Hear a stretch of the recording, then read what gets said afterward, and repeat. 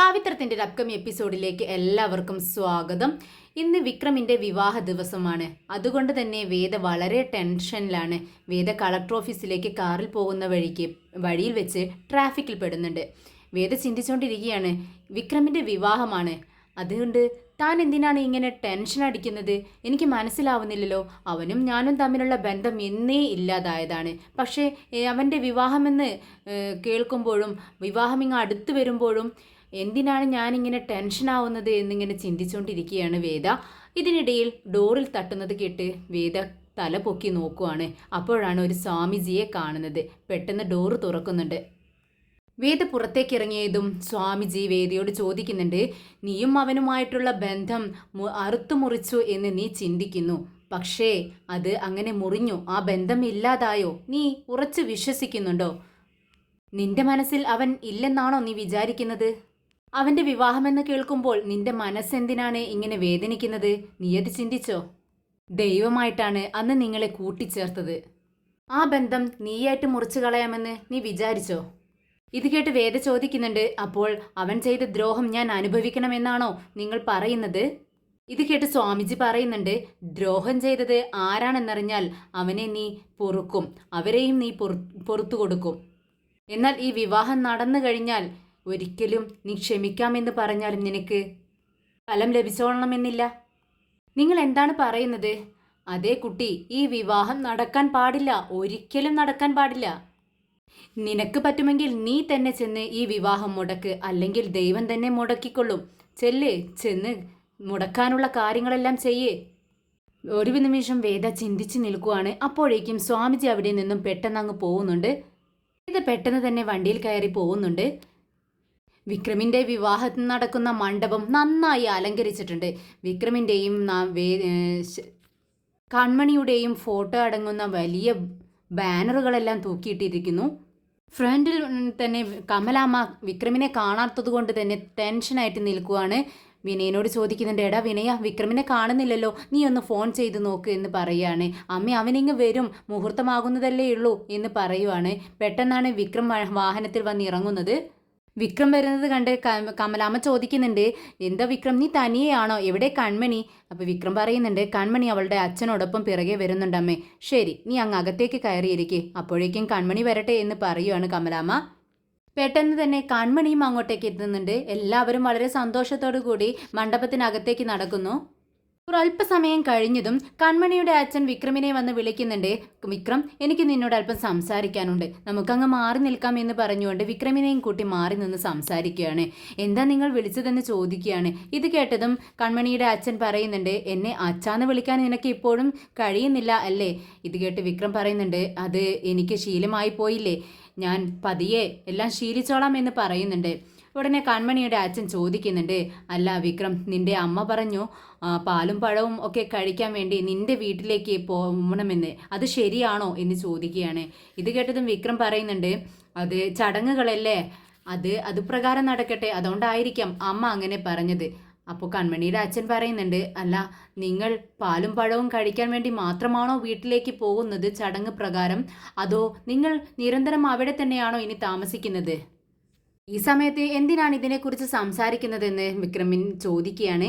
ഇത് കേട്ടതും കൺമണിയുടെ അച്ഛൻ പറയുന്നുണ്ട്, അല്ല, വിവാഹം കഴിഞ്ഞ് നിങ്ങളെ അവിടെ പോയി താമസിച്ചാൽ ഞാനിവിടെ തനിച്ചാവത്തില്ലേ? പഴയതുപോലെ നമുക്ക് എല്ലാവർക്കും നമ്മുടെ വീട്ടിൽ തന്നെ താമസിക്കാം. എനിക്ക് എൻ്റെ മോള് മാത്രമേ അല്ലേ ഉള്ളൂ വിക്രം, നിനക്കതറിയാവുന്നതല്ലേ?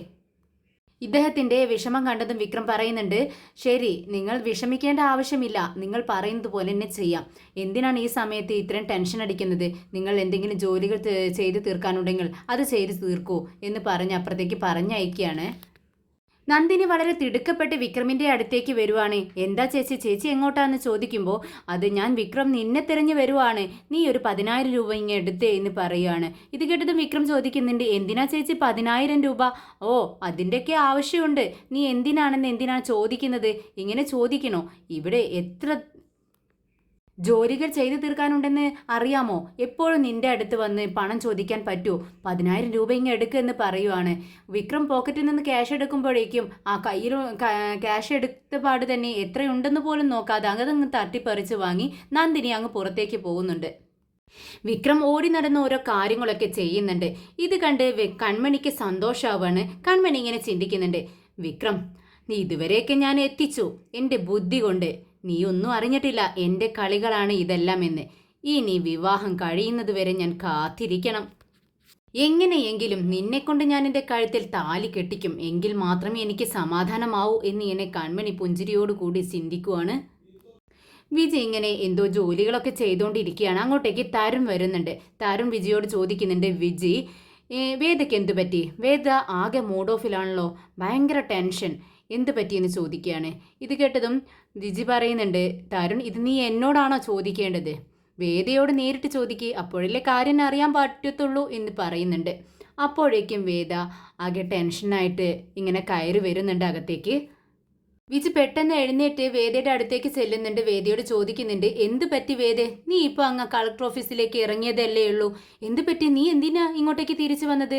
എന്തെങ്കിലും എടുക്കാൻ മറന്നുപോയോ എന്ന് ചോദിക്കുകയാണ്. ഇത് കേട്ടതും വേദ പറയുന്നുണ്ട്, ഏയ് ഇല്ല ചേച്ചി, എൻ്റെ മൈൻഡ് ആകെ അപ്സെറ്റാണ്, എന്തോ എനിക്കത്ര സുഖമില്ലാത്തതുപോലെ ഞാൻ ഇങ്ങ് തിരിച്ചു പോന്നു. പെട്ടെന്ന് വേദ വിജിയോട് ചോദിക്കുന്നുണ്ട്, ചേച്ചി, അവൻ്റെ വിവാഹമല്ലേ ഇന്ന് എന്ന് ചോദിക്കുമ്പോൾ വിജി പറയുന്നുണ്ട്, ആരുടെ വിവാഹം? ചേച്ചി ഒന്നും അറിയാത്തതുപോലെ സംസാരിക്കുന്നെന്താ? അവൻ്റെ വിവാഹമല്ലേ, ആ വിക്രമിൻ്റെ എന്ന് ചോദിക്കുകയാണ്. അതെ, അവൻ്റെ വിവാഹമാണ്. നീ എന്തിനാണിത് ചോദിക്കുന്നത്? ഇത് കേട്ടതും വേദ പറയുന്നുണ്ട്, ഏയ് ഒന്നുമില്ല, ഞാൻ ചോദിച്ചെന്നേ ഉള്ളൂ. അങ്ങനെ നീ പറയരുത്, ഒന്നുമില്ല എന്ന് പറഞ്ഞാൽ ഞാൻ വിശ്വസിക്കത്തില്ല. പിന്നെ വിക്രം ഈ വിവാഹം കഴിക്കുന്നത് പൂർണ്ണ മനസ്സോടു കൂടിയാണെന്ന് നിനക്ക് തോന്നുന്നുണ്ടോ വേദേ? അതൊരിക്കലുമില്ല. നിന്റെ ഒരു ഫോൺ കോൾ മതി, അവനെല്ലാം ഉപേക്ഷിച്ച് നിന്റെ അടുത്തേക്ക് ഓടി വരും. കേട്ടതും ദേഷ്യം അഭിനയിച്ചുകൊണ്ട് വേദ പറയുന്നുണ്ട്, ദേ വിജി ചേച്ചി, നിങ്ങൾ ആരുടെ സൈഡാ? എൻ്റെ സൈഡാ അതോ അവൻ്റെ സൈഡോ? അച്ഛനും മുത്തശ്ശിയും ചെന്ന് ഇവിടെ വന്ന് സംസാരിച്ചു. അവൻ്റെ ഭാഗം പറഞ്ഞുകൊണ്ടാണ് വന്നത്. അതുപോലെ നിങ്ങളും അവൻ്റെ ഭാഗം പറഞ്ഞ് സംസാരിക്കുകയാണോ എന്ന് ചോദിക്കുമ്പോൾ വിജി പറയുന്നുണ്ട്, ഞാൻ നിന്റെ നല്ലതിന് വേണ്ടിയാണ് വേദ പറയുന്നത്. നീയും വിക്രമും ഒരുമിച്ച് ജീവിക്കുന്നത് ഞാൻ കണ്ടിട്ടില്ല. പക്ഷേ നിങ്ങളുടെ ജീവിതത്തെക്കുറിച്ച് നിന്റെ അച്ഛൻ എന്നോട് ഒരുപാട് പറഞ്ഞിട്ടുണ്ട്. അതെല്ലാം കേട്ട് ഞാൻ അത്ഭുതപ്പെട്ടിട്ടുണ്ട്. നിങ്ങൾ പരസ്പരം മറ്റൊരാളെ ഇത്രമാത്രം സ്നേഹിച്ചിട്ട് എങ്ങനെ ഇങ്ങനെ വെറുത്തു? എങ്ങനെ വേദ നിനക്ക് ഇതിന് കഴിയുന്നതെന്ന് ചോദിക്കുകയാണ് വിജി. അപ്പോഴേക്കും നിർത്ത് ചേച്ചി എന്ന് പറയുന്നുണ്ട് വേദ. അതെല്ലാം അവസാനിച്ച കാര്യങ്ങളാണ്, അവസാനിച്ചു പോയ ഒരു ചാപ്റ്റർ, അത് ക്ലോസ് ആയി. ഇനി അതിനെക്കുറിച്ച് ആരും സംസാരിക്കേണ്ട. ഇനി ഒരിക്കലും ഞാൻ അവനോടൊപ്പം ജീവിക്കാൻ പോകുന്നില്ല. പെട്ടെന്ന് വേദ വിജിയോട് ചോദിക്കുന്നുണ്ട്, വിജി ചേച്ചി, നിങ്ങളെ അവൻ വിവാഹത്തിന് ക്ഷണിച്ചു കാണുമല്ലോ. എന്നെ അവനക്ക് വേണ്ട, പക്ഷേ നിങ്ങളെ അവനക്ക് വേണം. നിങ്ങളെ ക്ഷണിച്ചിട്ടില്ലേ എന്ന് ചോദിക്കുകയാണ്. ഇത് കേട്ടതും വിജി പറയുന്നുണ്ട്, ശരിയായിരിക്കും, നിന്നെ അവനക്ക് വേണ്ടെങ്കിലും നിനക്ക് അവനെ വേണ്ടെങ്കിലും എനിക്ക് അവനോടുള്ള ബന്ധം ഇല്ലാതാക്കാൻ പറ്റുമോ വേദേ? വേണം. എന്നോടില്ലാത്ത ബന്ധം നിങ്ങളോടെന്തിനാണ്? നിങ്ങളത് അവസാനിപ്പിക്കണം. ഈ വിവാഹത്തിന് നിങ്ങളും സുഡറും പോവാൻ പാടില്ല. ഞാൻ നിങ്ങളെ വിടത്തില്ല. ഇല്ല, ഞാൻ പോകുന്നില്ല. പോരെ? ഇത് കേട്ടതും വേദ പറയുന്നുണ്ട്, ഇല്ല, നിങ്ങൾ സുഡറിനെയും കൊണ്ട് പോവും, എനിക്ക് ഉറപ്പാണ്. ഞാൻ അറിയാതെ നിങ്ങൾ അത് ചെയ്യും. ഉടനെ വിജി പറയുന്നുണ്ട്, ഇല്ല വേദേ, ഇത് ഞാൻ നിന്റെ ഇഷ്ടപ്രകാരം മാത്രമേ ചെയ്യത്തുള്ളൂ. നിനക്ക് ഇഷ്ടമില്ലെങ്കിൽ ഞങ്ങൾ അങ്ങോട്ടേക്ക് പോകുന്നില്ല. നീ ചെന്ന് റെസ്റ്റ് എടുക്കുമെന്ന് പറയുവാണ്. വേദ അവിടെ നിന്ന് പോയതും വിജി തരുണിനോട് ചോദിക്കുന്നുണ്ട്, തരുൺ, നിങ്ങളല്ലേ വേദയോട് എന്തോ ഡൗട്ട് ചോദിക്കണം, അവളെന്തുകൊണ്ടാണ് ടെൻഷനായിട്ടിരിക്കുന്നത് എന്ന് ചോദിക്കണമെന്നൊക്കെ പറഞ്ഞത്. എന്നിട്ട് വേദയെ കണ്ടപ്പോൾ നിങ്ങൾ മിണ്ടാതിരുന്നല്ലോ, എന്ത് പറ്റി? ഇത് കേട്ടതും തരുൺ പറയുന്നുണ്ട്, അത് വിജി, എനിക്ക് വേദയുടെ മുഖം കണ്ടപ്പോൾ അങ്ങനെ ഒന്നും ചോദിക്കാൻ തോന്നിയില്ല. എനിക്കൊരു കാര്യം മനസ്സിലായി കേട്ടോ, വിക്രം വേദയുടെ മനസ്സിലുണ്ട്. അവനോട് വെറുപ്പാണോ സ്നേഹമാണോ എന്ന് അവൾക്ക് തിരിച്ചറിയാൻ കഴിയുന്നില്ല. അതാണ് അവളുടെ ടെൻഷൻ, അവളുടെ മൂഡ് ഓഫിന് കാരണം അതാണ്. വിക്രമിൻ്റെ വിവാഹമെന്ന് കേൾക്കുമ്പോൾ അവളാകെ ടെൻഷൻ ആവുന്നുണ്ട്. അതെനിക്ക് മനസ്സിലായി. കൺമണിയുടെ അച്ഛനെ പിടിച്ച് വലിച്ചുകൊണ്ട് വിക്രമിൻ്റെ അടുത്തേക്ക് വരുവാണ് അനിയൻകുട്ടനും രാജേട്ടനും. എന്നാൽ ഇത് കണ്ടിട്ട് വിക്രം ചോദിക്കുന്നുണ്ട്, എന്താ നിങ്ങൾ ഈ ചെയ്യുന്നത്? അദ്ദേഹത്തെ വിടൂ. ഇത് കേട്ട് അനിയൻകുട്ടൻ പറയുന്നുണ്ട്, ദേ വിക്രം, ഇദ്ദേഹം നിങ്ങളെ തിരഞ്ഞുകൊണ്ട് നടക്കുമായിരുന്നു. ചോദിക്ക് എന്തിനാണെന്ന്. ഇത് കേട്ടതും കൺമണിയുടെ അച്ഛൻ നിന്ന് പരുങ്ങുന്നുണ്ട്. ഇദ്ദേഹം ചോദിക്കുകയാണ്, നിന്നെ കാണാനില്ല, നീ എവിടെ പോയി? എന്തിനു പോയി? കാണാനില്ലെങ്കിൽ പോലീസിൽ പെറ്റീഷൻ കൊടുക്കുക എന്നൊക്കെ പറഞ്ഞുകൊണ്ടിരിക്കുകയായിരുന്നു. അപ്പോൾ പിടിച്ചു വരിച്ച് നിന്നെ കാണിക്കാൻ വേണ്ടി കൊണ്ടുവന്നതാ ഞങ്ങളെന്ന് പറയുവാണ്. ഇത് കേട്ടതും വിക്രം ചോദിക്കുന്നുണ്ട്, എന്താ ഇത്? നിങ്ങൾ എന്തിനാണ് ഇങ്ങനെയൊക്കെ പറയുന്നത്? ഞാൻ എവിടെയും പോയിട്ടില്ല, മാറി നിന്ന് അല്പം സംസാരിക്കാൻ വേണ്ടി വന്നതാണ്. എന്തിനാണ് നിങ്ങളിങ്ങനെ ടെൻഷൻ അടിക്കുന്നതെന്ന് ചോദിക്കുകയാണ്. ഇത് കേട്ടതും കൺമണിയുടെ അച്ഛൻ പറയുന്നുണ്ട്, അത് നിങ്ങളുടെ ചേച്ചി ഉണ്ടല്ലോ, നന്ദിനി, ആ കുട്ടി എന്നോട് പറഞ്ഞു വിക്രമിനെ വിവാഹ ദിവസം കാണാതാവും. വിക്രമിൻ്റെ വിവാഹ ദിവസം വിക്രമിനെ കാണാതെ പോവും. ലാസ്റ്റ് നിമിഷം മണ്ഡപത്തിലെത്തുന്നത്. അതിനുശേഷം ചിലപ്പോൾ താലി കെട്ടാതെയും പോവാം എന്നൊക്കെ പറഞ്ഞു. കേട്ടതും വിക്രമിന് ദേഷ്യം വരുന്നുണ്ട്. രാജേട്ടൻ പറയുന്നുണ്ട്, വിക്രം എന്തൊക്കെയാണ് നിന്റെ നന്ദിനി ചേച്ചി പറഞ്ഞു വെച്ചിരിക്കുന്നത്? ആ ചേച്ചി ഒന്ന് ചെന്ന് ഉപദേശിക്കുക, രണ്ട് വർത്തമാനം അവരുടെ മുഖത്ത് നോക്കി പറ എന്ന് പറയുമ്പോൾ വിക്രം പറയുന്നുണ്ട്, എന്തിനാ രാജേട്ട, അതിൻ്റെ ഒന്നും ആവശ്യമില്ല. ആരെന്ത് പറഞ്ഞാലും നന്ദിനി ചേച്ചിയുടെ നാക്ക് അടങ്ങിയിരിക്കില്ല. അവർ പറയാനുള്ളതെല്ലാം എല്ലാവരോടും പറഞ്ഞുകൊണ്ട് നടക്കും. അവരെന്താന്ന് വെച്ചാൽ പറയട്ടെ, നിങ്ങളിതൊക്കെ വിശ്വസിച്ചോ? നന്ദിനി ചേച്ചിയുടെ സ്വഭാവം നിങ്ങൾക്ക് അറിയാവുന്നതല്ലേ എന്ന് വിക്രം കൺമണിയുടെ അച്ഛനോട് ചോദിക്കുന്നുണ്ട്. ഇത് കേട്ട് കൺമണിയുടെ അച്ഛൻ പറയുന്നുണ്ട്, വിക്രം, ഞാൻ ആകെ ഭയപ്പെട്ടു അങ്ങനെ പറഞ്ഞപ്പോൾ. അത് നിന്റെ ചേച്ചിയല്ലേ, അതുകൊണ്ട് ഞാൻ വിശ്വസിക്കുകയും ചെയ്തു. അവർ പറയുന്നത് പോലെ എന്തെങ്കിലും സംഭവിച്ചാൽ പിന്നീട് എനിക്കത് താങ്ങാൻ കഴിയില്ല. അങ്ങനെ വിവാഹം നടക്കാതിരുന്നാൽ ഇവിടെ വെച്ച് തന്നെ എൻ്റെ ജീവൻ നഷ്ടപ്പെടും. ഇത് കേട്ട് വിക്രം അവരെ സമാധാനിപ്പിക്കുന്നുണ്ട്. നിങ്ങളിതൊന്നും വിശ്വസിക്കരുത്, ഞാൻ അങ്ങനെയൊന്നും ചെയ്യില്ല, ഈ വിവാഹം നടക്കുമെന്ന് പറഞ്ഞ് വിക്രം അവർക്ക് ഉറപ്പ് കൊടുക്കുവാണ്. അങ്ങനെ അച്ഛനെ അപ്പുറത്തേക്ക് പറഞ്ഞയക്കുകയാണ് വിക്രം. പുറത്തുനിന്നും വിജി നന്ദിനിയെ കാണുവാണ്. വിജി നന്ദിനിയോട് ചോദിക്കുന്നുണ്ട്, നിങ്ങൾ വിക്രമിൻ്റെ ചേച്ചിയല്ലേ എന്ന് ചോദിക്കുകയാണ്. അതേ എന്ന് പറയുന്നുണ്ട്. നിങ്ങൾ ആരാണെന്ന് ചോദിക്കുമ്പോൾ ഞാൻ വിജി എന്ന് പറഞ്ഞ് പരിചയപ്പെടുത്തുവാണ്. ഉടനെ തന്നെ വിജി നന്ദിനിയോട് ചോദിക്കുന്നുണ്ട്, നിങ്ങൾ ഈ ചെയ്യുന്നതൊക്കെ ശരിയാണോ? വേദയെയും വിക്രമിനെയും പിരിച്ചുകൊണ്ട് നിങ്ങൾ ഈ വിവാഹം നടത്തുന്നത് ശരിയായ കാര്യമാണോ എന്ന് ചോദിക്കുകയാണ്. ഇത് കേട്ടതും നന്ദിനിക്ക് ദേഷ്യം വരുന്നുണ്ട്. നന്ദിനി തുറന്ന് ചോദിക്കുകയാണ്, ഓഹോ, അപ്പോൾ നിങ്ങളുടെ വേദ വേറെ വിവാഹം കഴിച്ച് കുട്ടികളുമായി സന്തോഷത്തോടെ ജീവിക്കുന്നത് നിങ്ങൾക്ക് ഓക്കെയാണ്, പക്ഷേ ഞങ്ങളുടെ വിക്രം ഒരു വിവാഹം കഴിച്ച് അവൻ കുടുംബജീവിതം മുന്നോട്ട് കൊണ്ടുപോകുന്നത് കാണാൻ നിങ്ങൾക്ക് പറ്റുന്നില്ല അല്ലേ എന്ന് ചോദിക്കുകയാണ്. ഇത് കേട്ടതും വിജി ഞെട്ടുന്നുണ്ട്.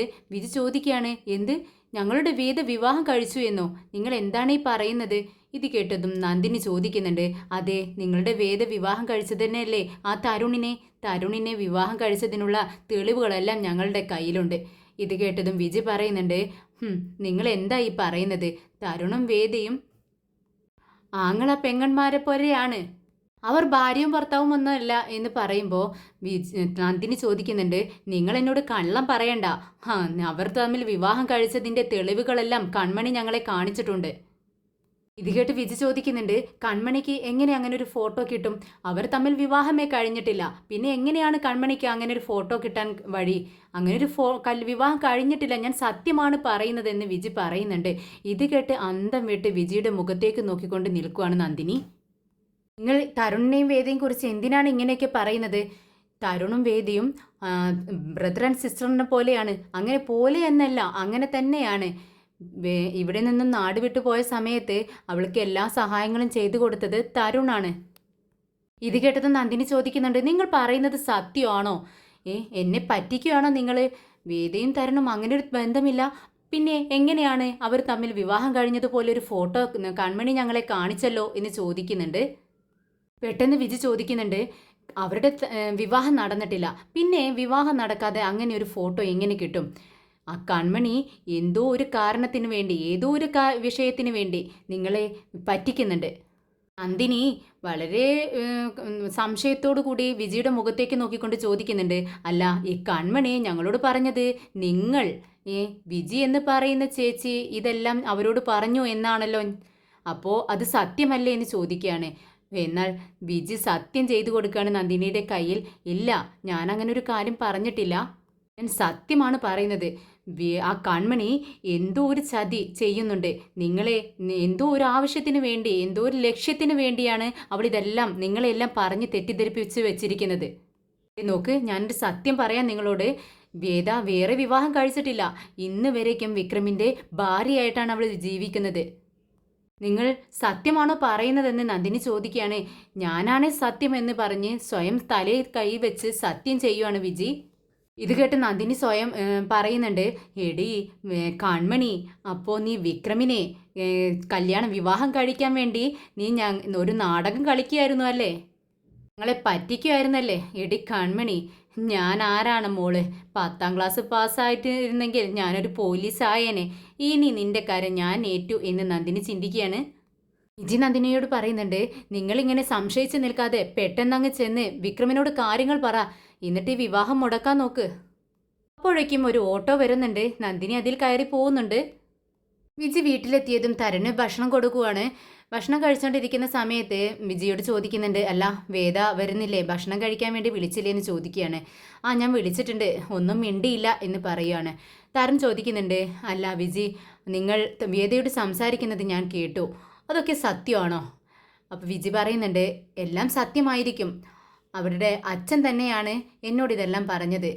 അവർ ജീവിക്കുന്ന കാലത്ത് വിക്രമും വേദയും വളരെ സ്നേഹത്തോടെ ജീവിച്ച വ്യക്തികളാണ്. മറ്റുള്ളവരെല്ലാം അസൂയപ്പെടുന്നത് പോലെയായിരുന്നു അവരുടെ ജീവിതം. എങ്ങനെയോ ഇങ്ങനെ ആയിപ്പോയി. ഇത് കേട്ടതും തരുൺ ചോദിക്കുന്നുണ്ട്, അപ്പോൾ അവൾ തെറ്റ് ചെയ്തു എന്നാണോ നിങ്ങൾ പറയുന്നത്? അവൾ തെറ്റ് ചെയ്തു എന്ന് ഞാൻ പറയുന്നില്ല, പക്ഷേ വിക്രമിനെ വെറുക്കുന്നു എന്ന് വായിക്കൊണ്ട് അവൾ പറയുന്നുണ്ട്. പക്ഷേ അവൾ മനസ്സുകൊണ്ട് വെറുക്കുന്നില്ല. അങ്ങനെയാണ് എനിക്ക് മനസ്സിലായത്. പെട്ടെന്ന് തരുൺ പറയുന്നുണ്ട്, എനിക്ക് ആരുടെ കൂടെ നിൽക്കണമെന്ന് മനസ്സിലാവുന്നില്ല. ഇത് കേട്ടതും വിജി പറയുന്നുണ്ട്, അത് എനിക്ക് വിഷമം മോളെക്കുറിച്ച് ആലോചിച്ചാണ്. അവളുടെ ജീവിതം എന്താവും? വിക്രം നിങ്ങൾ വിചാരിക്കുന്നത് പോലെ അത്ര മോശപ്പെട്ട വ്യക്തിയൊന്നുമല്ല. അവൻ നല്ലവനാണ്. എങ്ങനെയോ ഇങ്ങനെ ആയിപ്പോയി. ശരി, ഞാൻ ചെന്ന് വേദയെ ഭക്ഷണം കഴിക്കാനായി കൂട്ടിക്കൊണ്ടുവരാമെന്ന് തരുൺ പറയുമ്പോൾ, ഞാൻ ചെന്ന് വിളിച്ചിട്ട് വന്നില്ല, ഇനി നീ ചെന്നൊന്ന് വിളിച്ചു നോക്ക്, വന്നാലായി എന്ന് പറയുകയാണ് വിജി. തരുൺ അങ്ങനെ വേദയുടെ അടുത്തേക്ക് ചെല്ലുകയാണ്. വേദ ബാൽക്കണിയിൽ നിൽക്കുകയാണ്. വേദയോട് ചോദിക്കുന്നുണ്ട്, എന്താ വേദേ നീ ഇങ്ങനെ ചിന്തിച്ച് നിൽക്കുന്നത്? ഏയ് ഒന്നുമില്ല, ഓരോന്നൊക്കെ ഇങ്ങനെ ആലോചിച്ചതാ. നീ ശരിക്കും കാര്യമായിട്ടാണോ പറയുന്നത്? നിന്റെ മനസ്സിൽ ഒന്നുമില്ലേ? ഏയ് ഇല്ല തരുൺ. പിന്നെ നീ എന്താ ഭക്ഷണം കഴിക്കാൻ വരാത്തത്? എനിക്ക് വിശക്കുന്നില്ല തരുൺ. എനിക്ക് ഭക്ഷണം വേണ്ട ഇപ്പോൾ, ഞാൻ കുറച്ച് കഴിഞ്ഞിട്ട് കഴിച്ചോളാം എന്ന് പറയുകയാണ്. ഇത് കേട്ട് തരുൺ ചോദിക്കുന്നുണ്ട്, വിക്രമിൻ്റെ വിവാഹമാണ്, അത് ആലോചിച്ചുകൊണ്ടാണോ നീ ഇങ്ങനെ ഭക്ഷണം കഴിക്കാണ്ടിരിക്കുന്നത്? നിന്റെ ടെൻഷൻ അതാണോ? വേദേ നീ സത്യം പറയണം, നിനക്ക് വിക്രമിനെ ഇഷ്ടമാണോ? എങ്കിൽ ഞാൻ പെട്ടെന്ന് ചെന്ന് ഈ വിവാഹം മുടക്കാം. ഇത് കേട്ടതും വേദ പറയുന്നുണ്ട്, എന്താ തരുൺ നീ പറയുന്നത്? നീ എന്തിനാ അവൻ്റെ അടുത്തേക്ക് ചെല്ലണം? പിന്നെ ഞാൻ എന്തു വേണം? നിന്റെ അപ്സെറ്റ് കണ്ടിട്ട് ഞാൻ ചോദിച്ചതാണ്. ഇത് തന്നെയാണ് കാരണം, എനിക്ക് മനസ്സിലാവുന്നുണ്ട്. അല്ലാതൊരു കാരണവും ഞാൻ നോക്കിയിട്ട് കാണുന്നില്ല. സത്യമായിട്ട് എനിക്ക് വിശപ്പില്ല, അതുകൊണ്ടാണ് ഞാൻ കഴിക്കാൻ വരാത്തത്. ഞാൻ കുറച്ച് കഴിഞ്ഞ് ഭക്ഷണം കഴിച്ചോളാം. ശരി, നിങ്ങൾ അങ്ങോട്ടേക്ക് പോയിക്കോ എന്ന് പറഞ്ഞുകൊണ്ട് വേദ റൂമിലേക്ക് കയറി പോകുന്നുണ്ട്. നന്ദിനി തിടുക്കപ്പെട്ട് അകത്തേക്ക് കയറി വരുന്നത് കണ്ട് വിനയം ചോദിക്കുന്നുണ്ട്, എങ്ങോട്ടാ നന്ദിനി നീ ഇത്ര തിടുക്കപ്പെട്ടി ഓടുന്നത്? നീ ഒന്ന് നിൽക്ക്, ഞാനൊന്ന് സംസാരിക്കട്ടെ. നീ ആരെയാണ് തിരയുന്നത്? ഇത് കേട്ടത് നന്ദിനി പറയുന്നുണ്ട്, എവിടെ വിക്രം? എനിക്ക് വിക്രമിനെ കാണണം. വിക്രമിനോടൊരു പ്രധാനപ്പെട്ട കാര്യം പറയാനുണ്ട്. വിക്രമിനെ വിളിക്കുക എന്ന് പറഞ്ഞുകൊണ്ട് നാലുപുറം നോക്കുകയാണ് നന്ദിനി. വിനയൻ നന്ദിനിയുടെ കൈ പിടിച്ചവിടെ നിർത്തുവാണ്. നന്ദിനി നീ ഒന്ന് ഇവിടെ നിൽക്ക്, എന്താ കാര്യമെന്ന് പറ. ദേ വിക്രമിനെ ഞാൻ കുറച്ച് മുൻപാണ് കണ്ടത്, ഇനിയിപ്പോൾ കാണണമെങ്കിൽ എവിടെയാണെന്ന് തിരയണം. എന്താ കാര്യം? ഇത് കേട്ടതും നന്ദിനി പറയുന്നുണ്ട്, ഓ എന്നത്തേം പോലെ അവൻ ഓടിപ്പോയോ? അല്ല, വിവാഹ സമയമാകുമ്പോഴേക്കും ഓടിപ്പോവലാണല്ലോ അവൻ്റെ ഒരു പതിവ്, അതുകൊണ്ട് ചോദിച്ചതാ. ദേ നന്ദിനി വല്ലതുമൊക്കെ പറയല്ലേ, നീ ആരും കേൾക്കണ്ട. എന്തിനാ വിക്രമിനെ കാണുന്നത്? വിക്രമിനെ കാണേണ്ട ആവശ്യം എന്താണെന്ന് നീ ആദ്യം എന്നോട് പറ, എന്നിട്ട് ഞാൻ വിക്രമിനെ നിനക്ക് കാണിച്ചു തരണോ വേണ്ടയോ എന്ന് തീരുമാനിക്കാം. ഇത് കേട്ടത് നന്ദിനി പറയുന്നുണ്ട്, അതെ ആ വേദയുടെ ഒരു ഫ്രണ്ട് ഉണ്ടല്ലോ, ഒരു വിജി. ഇത് കേട്ടതും വിനയം പറയുന്നുണ്ട്, ആ എനിക്കറിയാം, ഒരു വിജി എന്ന് പറയുന്ന ഒരു ഫ്രണ്ട് ഉണ്ട് അവർക്ക്. എന്നിട്ട് എന്ത് സംഭവിച്ചു? അവരെ ഞാനിന്ന് കണ്ടിട്ടുണ്ടായിരുന്നു. അല്ല നന്ദിനി, നീ എന്തിനാ അവരെ കാണുന്നത്? ഇത് കേട്ടതും നന്ദിനി പറയുന്നുണ്ട്, ഞാൻ അവരെ പോയി കണ്ടതല്ല, അവരെ എന്നെ കാണാൻ വന്നിട്ടുണ്ടായിരുന്നു. ഓഹോ, എന്നിട്ട് എന്താ എന്തു പറഞ്ഞു? അതൊന്നുമല്ല കാര്യം വിനയേട്ടാ, വലിയൊരു കാര്യമുണ്ടായി, ഒരു സംഭവം തന്നെ. അതെന്താ നന്ദിനി ഇത്രയും വലിയൊരു കാര്യം പറ. അതോ വിനയേട്ടാ, നമ്മൾ വിചാരിച്ചിരുന്നത് ആ വേദയുടെയും തരുണിൻ്റെയും വിവാഹം കഴിഞ്ഞു, അതിൽ അവർക്ക് ജനിച്ച കുഞ്ഞാണ് ഈ സുഡർ എന്നല്ലേ നമ്മൾ വിചാരിച്ചിട്ടുണ്ടായിരുന്നത്. ഇത് കേട്ടതും വിനയം പറയുന്നുണ്ട്, ആ അത് തന്നെ, അവരുടെ മകളല്ലേ ഈ സുഡർ എന്ന് പറയുന്ന കുട്ടി. അല്ല വിനയേട്ടാ, അവർ തമ്മിൽ ഭാര്യയും ഭർത്താവും ഒന്നും അല്ല. അവർ രണ്ടുപേരും ഫ്രണ്ട്സാണ്. അവർ വിവാഹം കഴിച്ചിട്ടൊന്നുമില്ല. അവര് ബ്രദർ ആൻഡ് സിസ്റ്ററിനെ പോലെയാണെന്നാണ് ആ വിജി പറഞ്ഞത്. ഇത് കേട്ടതും വിനയം ഞെട്ടുന്നുണ്ട്. വിനയം ചോദിക്കുന്നുണ്ട്, എന്താ നന്ദിനി നീ പറയുന്നത്? ഇത് പുതിയൊരു കാര്യമാണല്ലോ, സത്യമാണോ നീ പറയുന്നത്? ഇത് തന്നെയല്ല വിനയേട്ടാ ഞാൻ പറയുന്നത്. ഒരു കാര്യം, പ്രധാനപ്പെട്ട കാര്യം പറയാനുണ്ട്. വിക്രം എവിടെയെന്ന് ചോദിക്കുന്നത് അതിന് തന്നെയാ. അയ്യോ എൻ്റെ പൊന്ന് നന്ദിനി, ഈ വിവാഹം ഒരുവിധം നടക്കാനുള്ള ലെവലിൽ എത്തി നിൽക്കുക. നീ ഈ വിവാഹം മുടക്കരുത്. ദേ ഇത്രത്തോളമായി ഈ വിവാഹം മുടങ്ങിക്കഴിഞ്ഞാലുള്ള അവസ്ഥ നിനക്ക് അറിയാമല്ലോ. നീയൊന്നും മിണ്ടാതിരിക്കെ, നമുക്ക് ഇതിനെക്കുറിച്ചൊക്കെ പിന്നെ സംസാരിക്കാം. പ്ലീസ് നന്ദിനി. വിക്രം വിക്രം എന്ന് പറഞ്ഞ് നന്ദിനി നാലുപുറം നോക്കിക്കൊണ്ട് ഇങ്ങനെ വിളിക്കുന്നുണ്ട്. ഇത് കേട്ടതും വിനയൻ ഇടയിൽ കയറിയിട്ട് നന്ദിനിയുടെ തടയുവാണ്. എന്നിട്ട് പറയുന്നുണ്ട്, നന്ദിനി പ്ലീസ് നന്ദിനി ഒന്ന് മിണ്ടാതിരിക്കേ, ഈ വിവാഹം ഒന്ന് നടന്നോട്ടെ. എന്നിട്ട് നീ എന്ത് വേണമെങ്കിലും പറഞ്ഞോ, എന്ത് സത്യം വേണമെങ്കിലും വിളിച്ചു പറഞ്ഞോ. ഞാൻ പറയുന്നത് ഒന്ന് കേൾക്ക് നന്ദിനി. നിങ്ങളൊന്ന് പോ മനുഷ്യ. ഇതേ ഈ കാര്യമുണ്ടല്ലോ, ഇത് വിക്രം കൺമണിയുടെ കഴുത്തിൽ താലി കെട്ടുന്നതിന് മുന്നേ അറിഞ്ഞിരിക്കണം. അപ്പോഴല്ലേ ഇൻട്രസ്റ്റിംഗ് ആയിരിക്കത്തുള്ളൂ. അതിനു വേണ്ടിയാണ് ഞാൻ ശ്രമിക്കുന്നത്. അതിനാണ് ഞാൻ വിക്രമിനെ തിരഞ്ഞുകൊണ്ടിരിക്കുന്നത്. നിങ്ങൾ എന്തായാലും നോക്കണ്ട, ഞാൻ നോക്കട്ടെ. ഞാൻ തന്നെ വിക്രമിനെ കണ്ടുപിടിച്ചോളാം. അങ്ങനെ നന്ദിനി വിക്രം വിക്രം എന്ന് വിളിച്ചുകൊണ്ട് എല്ലായിടത്തും തിരഞ്ഞു നടക്കുവാണ്. അങ്ങനെ അവിടുത്തെ റൂമിനടുത്ത് എത്തുന്ന സമയത്താണ് കൺമണി ആ റൂമിന് മുന്നിൽ നിൽക്കുന്നത് കാണുന്നത്. പെട്ടെന്ന് നന്ദിനി അവരുടെ അടുത്ത് ചോദിക്കുന്നുണ്ട്, കൺമണിയുടെ അടുത്ത് ചോദിക്കുന്നുണ്ട്, അല്ല വിക്രം എവിടെ? ഇത് കേട്ടത് കൺമണി പറയുന്നുണ്ട്, എന്തിനാ ഇപ്പോൾ വിക്രമിനെ അന്വേഷിക്കുന്നത്? അതൊക്കെ ഞാൻ വിക്രമിനോട് പറഞ്ഞോളാം. നിന്നെ സംബന്ധിച്ചിട്ടുള്ളൊരു കാര്യം തന്നെയാണ്. എവിടെ വിക്രം, എവിടെ വിക്രമിനെ ഇങ്ങോട്ടേക്ക് വിളിക്കുക എന്ന് പറയുമ്പോൾ കൺമണിക്ക് എന്തോ ഒരു പന്തികേട് തോന്നുവാണ്. എന്നാൽ വീണ്ടും വീണ്ടും ചോദിക്കുന്നുണ്ട് നന്ദിനിയുടെ അടുത്ത്, എന്താ ചേച്ചി എന്നോട് കാര്യം പറയൂ, ഞാൻ വിക്രമിൻ്റെ അടുത്ത് പറഞ്ഞോളാം. നിന്നോട് പറയേണ്ട ആവശ്യം എനിക്കില്ല, എനിക്കിപ്പോൾ വിക്രമിനെ കാണണം, നീ വിക്രമിനെ വിളിച്ചോണ്ട് വാ എന്ന് പറയുകയാണ്. ഇത് കേട്ടതും കൺമണി പറയുന്നുണ്ട്, ശരി വിക്രമിനെ ഞാൻ വിളിച്ചിട്ട് വരാം. ചേച്ചി ഇങ്ങോട്ടേക്ക് അകത്തേക്ക് റൂമിലേക്ക് ഇരുന്നോളൂ, കുറച്ച് റെസ്റ്റ് എടുത്തോളൂ, ചേച്ചി ആകെ വിയർക്കുന്നുണ്ടെന്ന് പറയുകയാണ്. അങ്ങനെ നന്ദിനിയും കൂട്ടി റൂമിലേക്ക് കയറി പോകുന്നുണ്ട് കൺമണി. നന്ദിനി അവിടെ ബെഡിലിരിക്കുകയാണ്. വീണ്ടും നന്ദിനിയോട് ചോദിക്കുന്നുണ്ട്, എന്താ ചേച്ചി, എന്നെ പറ്റിയിട്ടുള്ള കാര്യമാണെന്ന് ചേച്ചി പറഞ്ഞു, എന്താ കാര്യം എന്നോട് പറഞ്ഞൂടെ എന്ന് ചോദിക്കുമ്പോൾ, നിന്നോടൊന്നും പറയാൻ പറ്റത്തില്ല, എനിക്കത് വിക്രമിനോട് പറയണം. നിന്നെക്കുറിച്ചുള്ള ഒരു കാര്യം തന്നെയാണ്, പക്ഷെ ഞാനത് വിക്രമിനോട് നേരിട്ട് തന്നെ എനിക്ക് പറയണം എന്ന് പറയുമ്പോൾ കൺമണിക്ക് ആകെ എന്തോ ഒരു വശപ്പിശക് തോന്നുന്നുണ്ട്. അങ്ങനെ ശരി, എന്നാൽ ശരി ചേച്ചി ഇവിടെ വിശ്രമിക്ക്, ഞാൻ വിക്രമിനെ വിളിച്ചുകൊണ്ട് വരാം എന്ന് പറഞ്ഞുകൊണ്ട് നന്ദിനിയെ ഇങ്ങനെ തിരിഞ്ഞു നോക്കിക്കൊണ്ട് ഇങ്ങനെ റൂമിൽ നിന്ന് പുറത്തേക്ക് ഇറങ്ങുകയാണ് കൺമണി.